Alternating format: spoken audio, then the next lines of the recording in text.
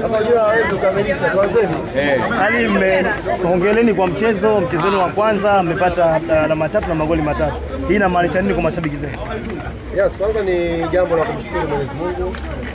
Mchezo wa kwanza wa ligi kuu ya NBC tumeanza kwa ushindi mzuri kupata goli 3.